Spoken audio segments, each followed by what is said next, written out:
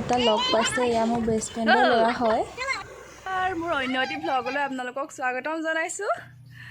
বৰ্তমান মই ঘৰত আছোঁ। এতিয়া গা পা ধোৱাই নাই, ঘৰৰ কিছুমান কাম আছে কৰি লৈছোঁ চাফ চিকুণ। মই কেইখনমান ফটো দেখাম মোৰ সৰু কালৰ। এয়া মই হয়, এয়া আমাৰ দেহা ফটো আইতাকৰ ঘৰত থৈ দিয়া আছে। এয়া আমাৰ দেউতা আৰু সৰু ভণ্টি, এয়া আমাৰ ডাঙৰ ভণ্টি। এয়া মই এটা ফটোশ্বুট কৰোঁতে মৰা ফটো।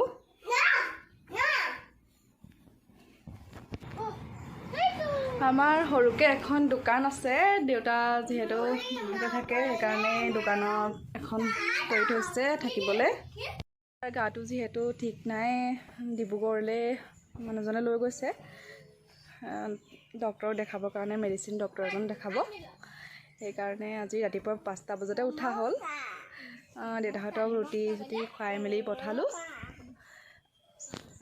চাই থাকক আগলৈ মই কিনো কৰোঁ আজি ঘৰলৈ আহি। এইবোৰ ফুলৰ খেতি কৰি থৈছে, ফুলনো কি আৰু কমকৈ আছে। এয়া ফুলটো কিমান ধুনীয়া চাওকচোন। এইবোৰ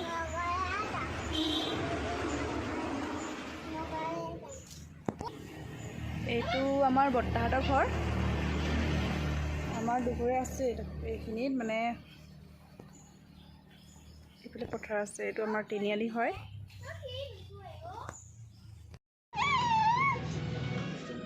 আমাৰ আদি ককাক দোকানলৈ যোৱা দেখি দোকানলৈ যাবলৈ লাগে, দোকানলৈ গৈছে। বহুত উৎপাত হৈছে আমাৰ ইয়ালৈ অহাৰ পিছত। ককাকৰ দোকানত গৈ কিবা এটা ল'লেহে এটা ভাল লাগিব।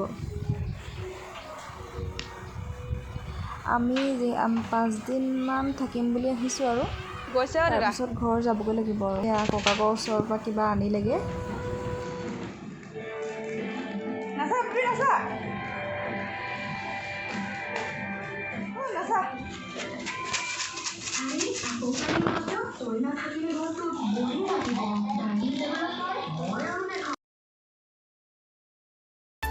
আহিবৰ দিনা ভিডিঅ' কৰি ৰাখিছিলোঁ, সঁচাকৈ বৰ দুখ লগা।